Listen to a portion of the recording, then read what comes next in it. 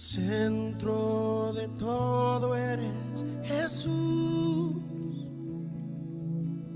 El centro de todo eres Jesús. Desde el principio y hasta el fin, tú has sido y siempre serás Cristo. Cristo. El centro de todo eres Jesús. El centro de todo eres Jesús.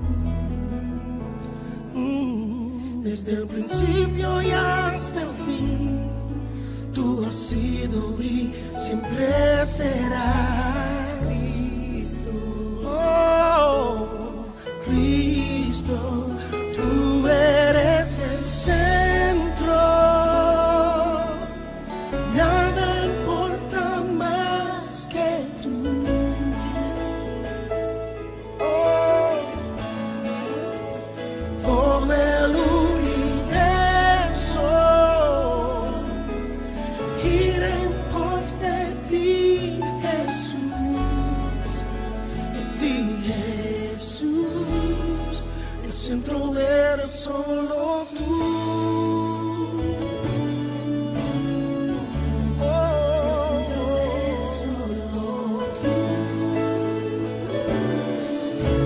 El centro de mi vida sé Jesús.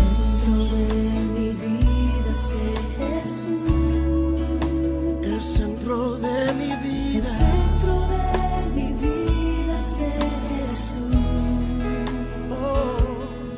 Desde el principio y hasta el fin, tú has sido y siempre serás Cristo. Oh, Cristo, Cristo, tú eres el centro.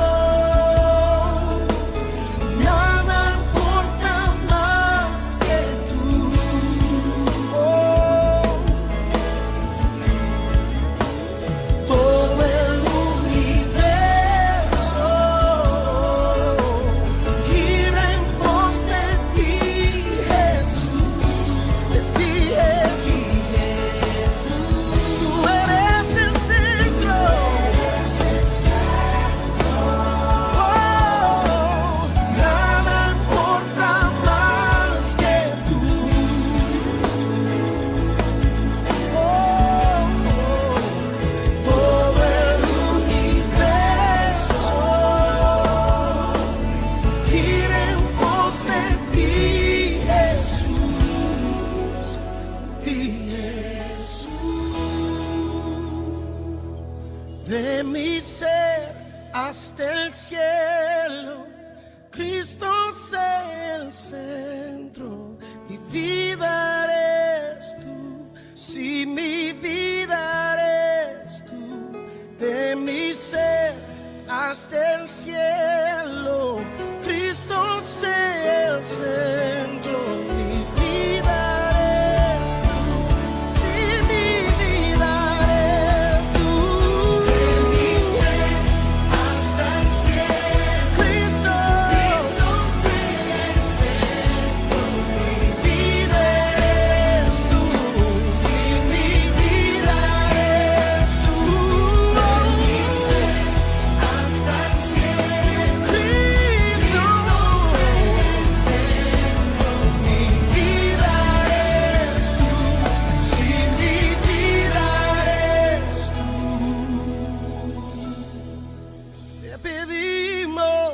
centro de tu iglesia sé Jesús. El centro de tu iglesia sé Jesús. Cada rodilla se doblará y toda lengua te confesará, Cristo. Hey, oh Cristo, Cristo. Oh, Cristo. Hay poder en el nombre, sanidad en el nombre, salvación.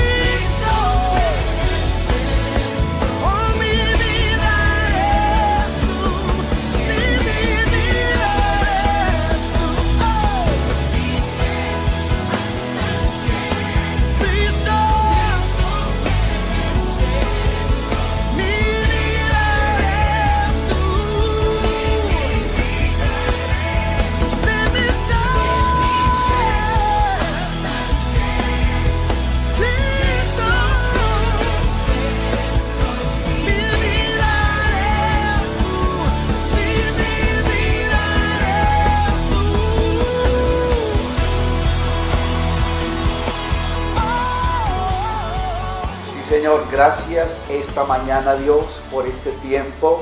Seguimos exaltando tu presencia, Señor. Seguimos adorándote, Señor, porque no hay nadie como tú, Señor. Quiero invitarle un momento más a que siga ahí adorándole, exaltándole, porque solo Él es digno. Oh, sí, Señor, gracias. Gracias por cada vida, Señor. Gracias por cada hogar, Señor. Gracias por todo lo que estás haciendo en este tiempo, Señor. Queremos colocar cada familia, queremos colocar la iglesia, Señor, delante de ti, pidiendo tu intervención, pidiendo tu obrar, Señor. Oh Dios, nuestros tiempos están en tus manos, Señor. Tú eres el que obra, tú eres el que hace, tú conoces cada necesidad, tú conoces cada situación, Señor. Sigue obrando y sigue interviniendo, Señor, en este tiempo, Dios. Gracias, Señor. Gracias, Señor. Te damos en el nombre de Cristo Jesús. Amén y amén. Buenos días, hermanos. Bienvenidos a este tiempo, esta mañana. La palabra del Señor dice en Romanos capítulo 8, versículo 28, dice: y sabemos que los que aman a Dios, todas las cosas les ayudan a bien. Y qué bueno, deseando que se encuentren bien, reiterando nuestras oraciones como familia pastoral por cada familia y pidiendo al Señor en estos tiempos que sea fortaleciéndonos, que sea levantando su pueblo de una manera especial y sobrenatural. Bueno, esta mañana vamos a hablar sobre el matrimonio. Vamos a hablar sobre el matrimonio y quiero darles algunos conceptos acerca de la vida matrimonial. El matrimonio es la institución más importante que Dios creó en esta tierra. También fue la primera institución y de ahí se derivan las otras instituciones, como son el Estado, la Iglesia, y es por eso que podemos decir que el matrimonio es el fundamento o la base de la sociedad. Y vamos esta mañana a mirar un sinnúmero de principios y a mirar en la Biblia todo lo que Dios nos habla. Sé que a veces hay dificultades en la vida matrimonial y qué bueno esta mañana, en este tiempo, recordar estos principios. Y quiero hablarle de varias cosas. Primero vamos a hablar de Dios preparó todo para que la vida matrimonial tuviera un normal desarrollo. Fue la idea. Y para eso debemos de ir al libro de los comienzos, que es el libro de Génesis. En el capítulo 1 y 2 está todo referente a la vida matrimonial. Génesis capítulo 2, versículo 18, dice la palabra, desde el 18 al 24 dice: y dijo Jehová Dios: no es bueno que el hombre esté solo, le haré ayuda idónea para él. Jehová Dios formó pues de la tierra toda bestia del campo y toda ave de los cielos, y las trajo a Adán para que viese cómo las había de llamar. Y todo lo que Adán llamó a los animales vivientes, ese es su nombre. Y puso Adán nombre a toda bestia y ave de los cielos, y a todo ganado del campo, mas para Adán no se halló ayuda idónea para él. Entonces Jehová Dios hizo caer sueño profundo sobre Adán, y mientras éste dormía, tomó una de sus costillas y cerró la carne en su lugar. Y en la costilla que Jehová Dios tomó del hombre, hizo una mujer y la trajo al hombre. Dijo entonces Adán: esto es ahora hueso de mis huesos y carne de mi carne. Esta será llamada varona, porque del varón fue tomada. Por tanto, Dejará el hombre a su padre y a su madre, y se unirá a su mujer, y serán una sola carne. Y estaban ambos desnudos, Adán y su mujer, y no se avergonzaban. Y estaba diciéndole ahora que Dios preparó todo lo que la vida matrimonial tuviera para un normal desarrollo. De hecho, en el capítulo 1 y parte del 2, podemos ver que Dios hizo el jardín del Edén. Dios colocó animales, Dios diseñó completamente todo. Y después de todo esto, Dios colocó al hombre. Pero es interesante lo que dice en el verso 18. Mire lo que dice Dios. No es bueno que el hombre esté solo. Le haré ayuda idónea. Y es bueno pensar en eso. Es bueno pensar esta mañana en el concepto de Dios, en cómo Dios se refiere a la vida matrimonial. Porque déjeme decirle que Dios dice que la vida matrimonial es buena. Ahora, yo podría preguntar, ¿y cuál es su experiencia? ¿Y cuál es la experiencia de muchos? Porque a veces escuchamos conceptos y escuchamos formas como la gente se refiere a la vida matrimonial y es conforme le ha ido. Y podríamos decir, ¿cómo ve el hombre la vida matrimonial y cómo la ve Dios? Y esto nos debe llevar a pensar algo, que sin duda quien la diseñó y quien la creó fue Dios. Pero entonces ahí es donde la naturaleza humana debe de buscar en él las bases, los principios para poder llevar una vida matrimonial eficaz. ¿Cierto? Me gusta mucho en la nueva traducción viviente, no dice como aquí en la Reina Valera. Aquí en la Reina Valera dice, y dijo Jehová Dios. No, en la nueva traducción viviente dice, después. Lo que les decía ahora, después de haber creado un jardín, después de haber hecho tantas cosas y tener un lugar preparado. Ahora, note lo que sigue diciendo allí. Lo que sigue diciendo allí en el texto. Y también podemos concluir, porque también habla cómo fue que Dios, bueno, él dice que le haré una ayuda idónea. La palabra ayuda idónea significa la ayuda perfecta que viene de parte de Dios. Ese fue el plan original de Dios para el hombre. Darle una compañera que fuera ayuda, que pudiera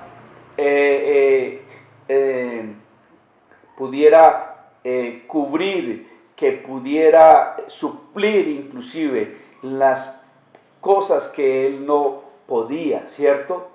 Y ahora el texto dice, no es bueno que el hombre esté solo.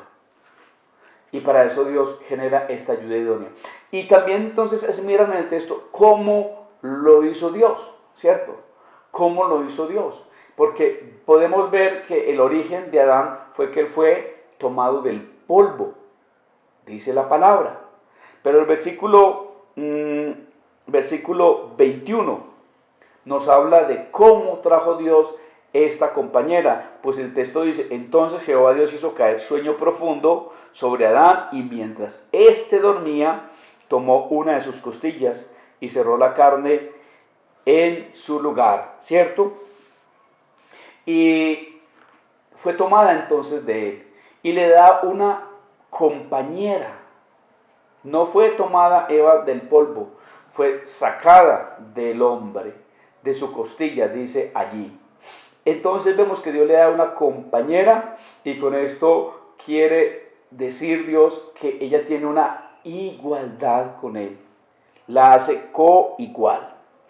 Y me gusta mucho porque esto inclusive tiene la aprobación de Adán. Esto tiene la aprobación de Adán. Mire lo que dice el verso 23. Dijo entonces Adán: esto es ahora hueso de mis huesos y carne de mi carne. Note la expresión, él está diciendo, hace parte de mí. Fue sacada de él, hace parte de mí, lo que yo le presentó a él allí. Y dice, esta será llamada varona, porque del varón fue tomada. Entonces vemos allí la aprobación de Adán. Allí había una plenitud. Y como le dije, era el plan de Dios. Adán lo aceptó y Adán lo verifica, ¿cierto? Ahora, Dios también puso pautas. Dios puso pautas para la vida matrimonial. Si era idea de Dios, entonces, queridos hermanos, querida iglesia, también Dios dio las pautas. Y aquí hay un versículo muy importante y un versículo que hay que mirar detalladamente, porque allí están las pautas que Dios dio para que esa vida matrimonial pudiera crecer, pudiera avanzar, pudiera cumplir todos los propósitos y objetivos, porque recordemos que los propósitos del matrimonio dice la Biblia que eran para que ellos crecieran, se multiplicaran y sojuzgaran la tierra, se enseñorearan de ella. Esos eran los propósitos de la vida matrimonial, o son los propósitos de la vida matrimonial. Entonces allí podemos ver cuáles son las pautas, y están en el versículo 24 y 25. Dice la palabra: por tanto, dejará el hombre a su padre y a su madre, y se unirá a su mujer, y serán una sola carne. Y estaban ambos desnudos, Adán y su mujer, y no se avergonzaban. Son dos textos que la gente conoce mucho. Son dos textos que inclusive hablamos mucho y compartimos mucho con las personas cuando están en su curso prematrimonial. Pero son unos textos que tienen una gran profundidad y tienen principios que vale la pena que los detallemos, porque allí podemos ver cuatro columnas, cuatro principios importantes para la vida matrimonial. El número 1 sería separación. Número 1, separación, el primer principio. Número 2 sería permanencia, están ahí en esos dos versículos. Número 3 sería unidad y número 4, intimidad. Y quiero hablar un poco detalladamente de cada uno de ellos. Separación. Sí, note que el texto está hablando de una separación, y esto tiene que ver con una decisión que el hombre y la mujer toman, porque es una decisión libre y voluntaria que toma el hombre y que toma la mujer. Separación. ¿Y separación de qué? Separación de toda relación que impida que los cónyuges se relacionen saludablemente. Para el hombre soltero o la mujer soltera, la prioridad son sus padres. Ellos están sujetos a sus padres y la prioridad son sus padres, ¿cierto? Pero note que por esa decisión libre y voluntaria, ellos determinan irse aparte y determinan formar un hogar. Y si no hay una separación sabia, y si no hay una separación adecuada de vínculos que no nos dejen atender o unirnos de una manera sabia en la vida matrimonial, va a haber problemas. Y aquí cuentan muchas cosas. Separación de toda relación, escuche bien, de toda relación que impida que los cónyuges se relacionen saludablemente. Ahí puede haber también amigos, y pueden haber muchos otros círculos de relación que quizás para el soltero eran primarios y fundamentales, pero que en el momento que se da la vida matrimonial ya todo esto cambia. Y vuelvo y reitero, esto es libre y voluntario, por lo que dice el texto. Por tanto, dejará el hombre a su padre y a su madre, y se unirá a su mujer, y serán una sola carne. Como pastor yo he tenido un sinnúmero de experiencias de personas que se casan y no hay algo saludable con respecto a este principio. ¿Por qué? Porque he visto que a veces ellos van a vivir a la casa de los padres. He visto que a veces los padres son los que tienen la prioridad para los hijos. Los padres se inmiscuyen en la relación. Ellos son los que deciden muchas veces o influencian con sus opiniones y con sus cosas, y todo esto se va volviendo un caos. Todo esto lo que va generando es una ruptura que al pasar el tiempo va a destruir completamente opinión de amigos y una cantidad de cosas. Por eso estamos hablando de este principio tan importante como es una separación de toda relación que impida que los cónyuges se relacionen saludablemente. El segundo es permanencia. ¿Y cómo así que la permanencia? Sí, ¿de qué se trata la permanencia? La permanencia se trata de un compromiso a pesar de las dificultades y diferencias y hasta que la muerte los separe. Vuelvo y repito, permanencia, un compromiso a pesar de las dificultades y diferencias y hasta que la muerte los separe. Mire, cuando hablamos de un matrimonio, hablamos de dos seres diferentes. Tanto el hombre como la mujer son personas diferentes. Dios los diseñó diferentes. Aunque dice la Biblia que Adán fue el primer hombre y Eva fue sacada de él, no obstante, lo que Dios le estaba presentando ahí era una parte de él. No era él, era una parte de él, una extensión de él. Alguien que tenía ideas diferentes y que Dios lo diseñó de forma diferente a como era él, aunque sale de él, ¿cierto? Y eso se va a presentar en el matrimonio, en la vida matrimonial se van a presentar dificultades. ¿Cómo soluciona usted las dificultades?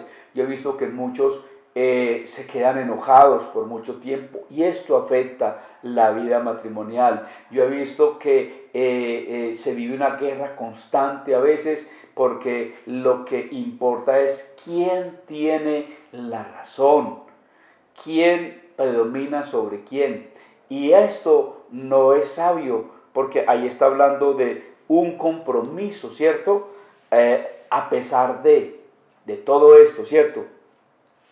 Y con un vencimiento. Como les dije, en nuestra experiencia como pastores, hemos visto cómo muchas personas ante la primera dificultad quieren es divorciarse. Ante la primera dificultad quieren es tirar su matrimonio por la borda, ¿cierto? Y no es la voluntad de Dios, porque en el matrimonio seremos formados en todas esas dificultades, en todas esas diferencias, vamos a ser formados por el Señor. Recuerde lo que dice Él, no es bueno que el hombre esté solo, y es porque Dios tenía en mente un plan para el hombre y para la mujer. Tercer principio, vamos a hablar de la unidad tan importante. Recuerde, si el primero es separación, el tercero es unidad. Recuerde que el texto dice, por tanto, dejará el hombre a su padre y a su madre, dice, y se unirá a su mujer, y los dos serán una sola carne. Y entonces ahí hablamos de unidad. ¿Unidad en qué sentido? En varios sentidos. Unidad en las decisiones, unidad en las actividades y en las metas de los integrantes de la familia. ¿Cómo así? ¿Cómo así que unidad en las decisiones? Sí, porque ya no es la decisión de uno solo, ya es nuestros planes, ya son nuestros asuntos, ya todo pasa a manejarse con la palabra nuestro y no de él o de ella, ¿cierto? Tan importante esto porque ¿Cómo nos cuesta en la vida matrimonial tener en cuenta al otro para las decisiones? ¿Cómo nos cuesta contar con el otro? Eso se convierte en un problema porque como muchas veces en casa hemos tenido una vida individualista, egoísta, donde cada uno hace lo que quiere, pero cuando hablamos de la vida matrimonial, esto, si no se tiene en cuenta, va a afectar, va a dañar, ¿cierto?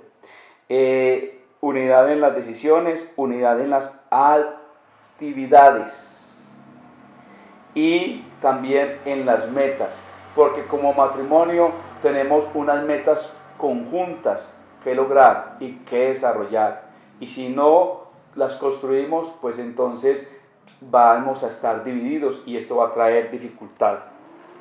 La cuarta columna es la intimidad. Note lo que dice el versículo 25. Y estaban ambos desnudos, Adán y su mujer, y no se avergonzaban. Aquí podemos ver que había una confianza mutua, porque no está hablando, aunque está hablando y lo podemos percibir de pronto como la desnudez física, no obstante hablamos de una desnudez total. Y vamos a hablar de la intimidad en el área espiritual, en el área emocional y en el área física. No solamente física, porque a veces la intimidad solamente se está limitando a la sexualidad y es mucho más que la sexualidad, porque está hablando también de las áreas espiritual y la área emocional. Somos seres tripartitos. Hay matrimonios que quizás se dediquen solamente a esta parte, al área física, ¿cierto? Y a veces los problemas se arreglan en la cama y todo va a estar bien. No.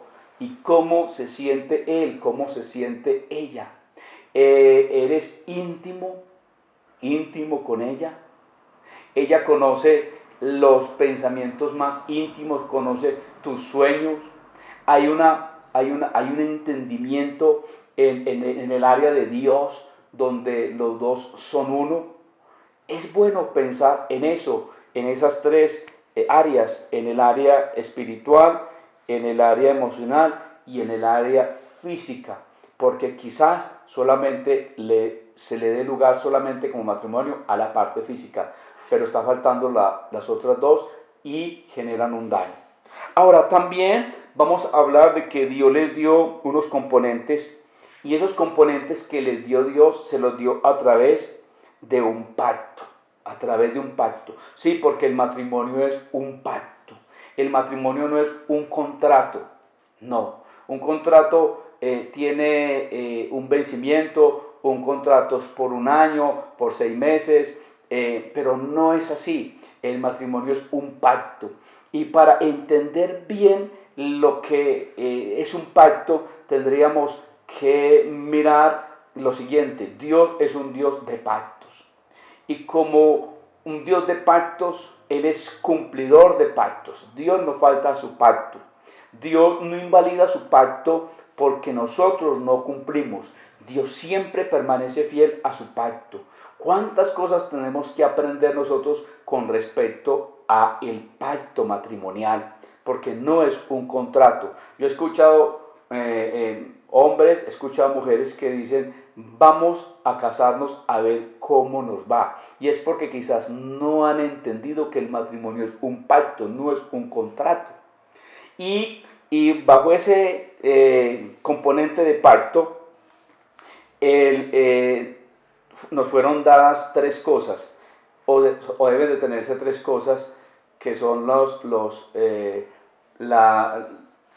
que siempre el hombre y la mujer, enfrente de un ministro, enfrente de un sacerdote, dice y aprueba, pero que hay que tener cuidado porque vamos a hablar de esos componentes como son las promesas, los términos y los votos. Promesas, términos y votos. Promesas, términos y votos que se han hecho delante de Dios, no se han hecho delante del hombre, se han hecho delante de Dios. Yo he descubierto que hay muchas personas que no recuerdan bien esto, a lo que dijeron sí, no recuerdan sus promesas, no recuerdan los términos y los votos. Y hay que tenerlo claro. Cuando hablamos de promesas, el hombre y la mujer se comprometieron a varias cosas. Se comprometieron delante de Dios a amar, se comprometieron a honrar, se comprometieron a cuidar y se comprometieron a obedecer. 4 cosas que son las promesas. Pero también hubo unos términos. ¿Y cuáles fueron los términos que dijimos delante de Dios? Que íbamos a estar con esa persona en las buenas y en las malas, en la riqueza y en la pobreza, en la salud y la enfermedad. Es interesante esto, qué interesante entender los términos, ¿cierto? Pero también hablamos de los votos. ¿Cuáles fueron los votos? Si quiero o sí lo haré. Eso fue lo que dijo cada uno de nosotros cuando dimos ese paso, ¿cierto? Y no solamente nos vamos a quedar, ya hablamos de que Dios dio pautas, hablamos de que Dios nos dio unos componentes, Dios nos dio una exigencia a ambos. Dios nos dio una exigencia a ambos. Y podemos hablar cuál fue la exigencia del hombre y cuál fue la exigencia de la mujer. Y eso podemos verlo en el libro de Efesios, capítulo 5, versículo 33. Efesios 5, 33. Dice acá en el libro de Efesios: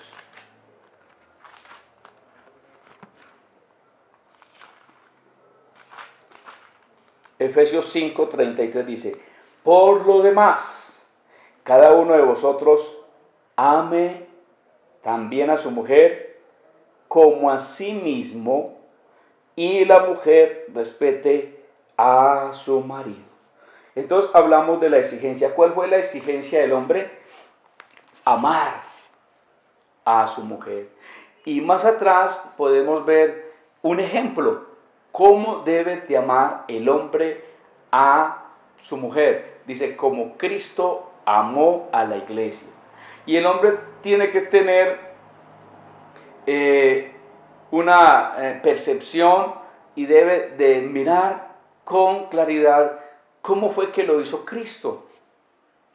¿Cómo fue que lo hizo Cristo? Porque dice que Cristo la amó, Cristo se entregó por ella, Cristo la protegió y todo eso que abarca el amar. Esa es la demanda para el hombre, esa es la exigencia para el hombre, amar. Ahora, déjeme decirle, al hombre le cuesta amar. Y esta es la lucha en el mundo entero de los matrimonios, porque en los corazones de muchas esposas la queja de ellas es: él no me ama, él no me ama, no me siento amada por él.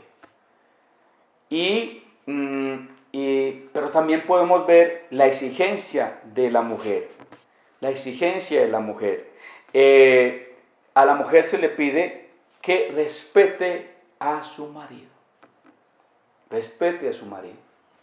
Y volvemos al punto, en el mundo entero, con respecto al área matrimonial, en el corazón de muchos hombres la queja es: ella no me respeta. En estos días, y me gusta mucho recomendar, hay un libro que se llama Amor y Respeto. En Amor y Respeto me gusta mucho porque hay un tema que se titula allí, del doctor Gary Chapman, se titula El ciclo alienante. El ciclo alienante, ¿en qué consiste? En que estamos en los matrimonios, la pareja se está hundiendo. ¿Por qué? Porque la respuesta del hombre es, con su actitud es: si tú no me amas, si tú no me respetas, yo no te amo. Y la respuesta de la mujer es: si tú no me amas, yo no te respeto. Y en el ciclo alienante dice que ambos, al reclamar esto y al necesitar esto, porque déjeme decirle que Dios nos creó con esa necesidad. Es que cuando un hombre y una mujer van a están en el noviazgo y están próximos a ir a este paso tan importante como es el matrimonio, lo que está en el corazón de él y de ella es, con él me va a sentir amada, dice la mujer. Y el hombre dice, esta es una mujer que me respeta. Y esas son las expectativas que hay, encontrándose en el matrimonio con una cantidad de cosas. Me gusta mucho lo que dice el doctor Gary Chapman allí con respecto al amor y respeto. Dice que cuando la mujer no se siente amada, entonces ella critica, ella cantaletea, ella llora, y hay una cantidad de características que él describe allí en el libro. Pero también habla del hombre, cuando el hombre se vuelve indiferente, cuando el hombre endurece su corazón, cuando el hombre se vuelve frío, es porque en el corazón hay una señal por lo que él está viviendo, donde él dice, no me siento respetado. Hay que salir, porque la forma de salir de ese ciclo alienante que nos está diciendo el doctor Gary Chapman es ir al ciclo gratificante, porque hay otra parte que se llama el ciclo gratificante. ¿Cuál es el ciclo gratificante? Yo voy a amar a la mujer porque Dios me lo pide. Yo voy a respetar, para la mujer voy a respetar al hombre porque Dios me lo pide. Y esa es la forma como salen del ciclo alienante a pasar al ciclo gratificante. Eso es lo que necesitamos entender, porque esa es la exigencia a ambos. Ahora, note que al hombre se le pide amar, a la mujer se le pide respeto. ¿Sabe en las relaciones uno que ve? Que el hombre respeta cuando se le pide es que ama. Y la mujer ama cuando se le pide es que respete. Ahí hay una profundidad y me gustaría que usted con más tiempo profundizara en ello. Lo siguiente, le dio la responsabilidad de la crianza de los hijos. Efesios capítulo 6, ahí mismo en Efesios, versículo 1 al 4, dice la palabra del Señor: hijos, obedeced en el Señor a vuestros padres, porque esto es justo. Honra a tu padre y a tu madre, que es el primer mandamiento con promesa, para que te vaya bien y seas de larga vida sobre la tierra. Y vosotros, padres, no provoquéis a ira a vuestros hijos, sino criarlos en disciplina y amonestación del Señor. Entonces vemos allí algo tan importante como es la crianza de los hijos, la responsabilidad. Y quisiera hablar un poquito, porque tendríamos que decir, bueno, ¿qué afecta hoy la crianza? ¿Será que la crianza, si somos eficaces y si hay una buena crianza, eso afecta la vida matrimonial? Sí, esto afecta la vida matrimonial, porque de acuerdo a todo lo que se va viendo en los hijos, es donde muchas veces viene una cantidad de acusaciones entre los cónyuges. Yo escucho cónyuges diciéndole, es que él tiene ese comportamiento por tu culpa. Y así a veces se pasan la pelota, como se dice, se pasan la bola. Y vamos a mirar lo que yo quiero hablar de varias cosas que afectan la crianza. Número 1, la poca atención. Hay una cosa que afecta a la crianza y es la poca atención. ¿La poca atención a quién? A nuestros hijos. El dejar que ellos hagan lo que ellos quieran. Yo recuerdo, en una vez estuve hablando de algo tan importante como es el componente de la autoridad. Y estuve enseñando de que el componente efectivo, el componente adecuado de la autoridad es mucho apoyo, mucho control. Los padres deben de dar mucho apoyo a los hijos, mucho control. Mucho control, mucho apoyo, porque a veces hay mucho apoyo y poco control, y ahí hay problemas. A veces hay mucho control, poco apoyo, ahí hay dificultades, y tiene que haber un balance allí. Los hijos necesitan atención, los hijos necesitan supervisión, los hijos necesitan acompañamiento, los hijos necesitan tiempo. Hoy tenemos gran cantidad de padres que no tienen tiempo para sus hijos. Tienen tiempo para el trabajo, tienen tiempo para la diversión, tienen tiempo para entretenimientos y otras cosas, pero no hay tiempo para los hijos. Y los hijos son responsabilidad de los padres. Los hijos no son responsabilidad de los abuelos. Esa es la segunda falla. Delegar esta responsabilidad a los abuelos. Los abuelos no tienen un rol formador. Quien va a responder un día por los hijos son los padres, no los abuelos. ¿Qué otra cosa afecta a la crianza? El común acuerdo de los padres. El común acuerdo de los padres. Cuando una pareja matrimonial no van en la misma dirección en la crianza, todo esto afecta la vida de los hijos. Cuando el papá dice no, la mamá dice sí, cuando se contradicen el uno al otro, cuando están en guerra el uno contra el otro, esto inmediatamente es contra la crianza y afecta a la crianza, daña a la crianza. Se necesita el común acuerdo. Otra cosa que afecta a la crianza, la falta de principios para la crianza, la falta de principios. ¿Y cómo así? ¿A dónde tenemos que ir? Tenemos que ir a la palabra. En la palabra vamos a encontrar una cantidad de principios. Note que el texto dice, sino criarlos en disciplina y amonestación del Señor. Y dice, vosotros padres no provoquéis a ira a vuestros hijos. Sería bueno pensar en eso. ¿Qué quiere decir provocar a ira? Y podemos hablar de los padres que irritan, los padres que maltratan, los padres que no dan el trato adecuado a los hijos. Eso es irritar, ¿cierto? Y podemos irnos a otros componentes, pero quiero que hagamos énfasis en que debemos de criarlos en la disciplina de amonestación del Señor. ¿Y a dónde tendríamos que ir? A la palabra. ¿Qué recomendación doy yo para la crianza? El libro de Proverbios. Libro de Proverbios. Muchos versículos, capítulos enteros nos hablan de la crianza, nos hablan de cómo debemos de hablar a ellos, nos hablan de cómo debemos de disciplinarlos, nos habla de una cantidad de principios importantes, porque hoy la gente está ignorando esto y la gente necesita tener en cuenta todo esto, ¿cierto?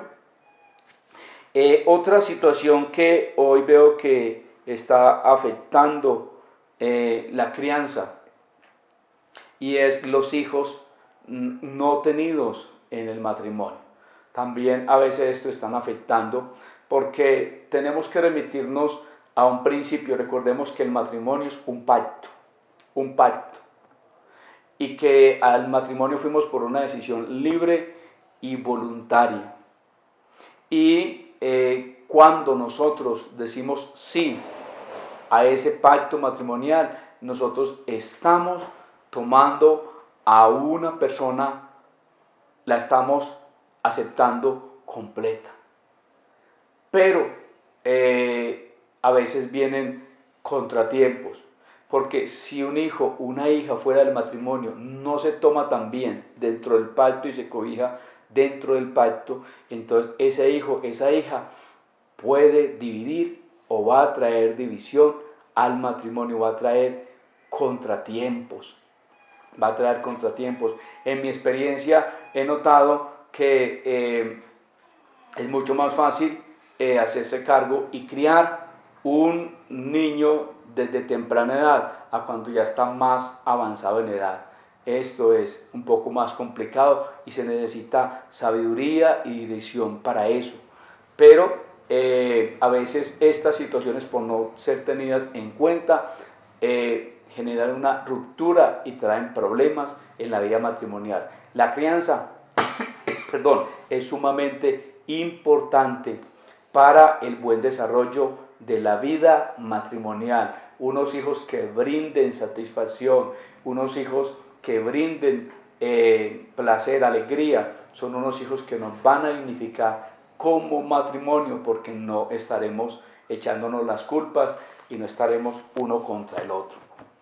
Bueno, hermanos, es todo lo que tenía en mi corazón esta mañana para compartir acerca de la vida matrimonial. Creo que la vida matrimonial es maravillosa. Dios bendijo esta unión. Quiero entonces que finalicemos, hermanos, orando. Y yo no sé cuántos matrimonios esta mañana están pasando por un momento difícil. Yo sé que hay muchos matrimonios pasando por momentos y situaciones difíciles. Necesitan la guianza del Señor, necesitan el consejo de Dios. Y yo quiero esta mañana que oremos un momento y pidamos a Dios que intervenga. Y voy a invitarle que allá en casa usted pare por un momento toda actividad y llame a su esposo, a sus hijos. Quizás no ha escuchado todo el culto, quizás han habido muchas distracciones, pero quiero invitarle a que invite un momento allí.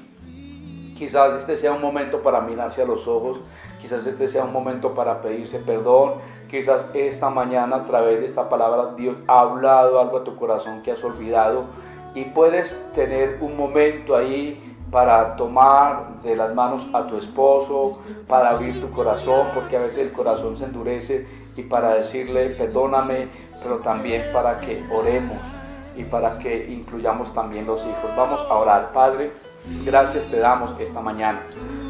Gracias, Señor, por tu fidelidad, tu misericordia, Dios. Señor, tú sabes lo que está pasando en cada matrimonio, Señor.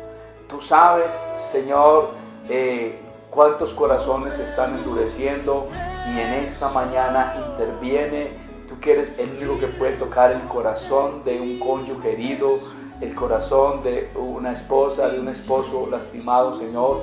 Por favor, interviene y obra esta mañana poderosamente, Señor. Haz tu obra, Señor. Haz tu obra, Dios.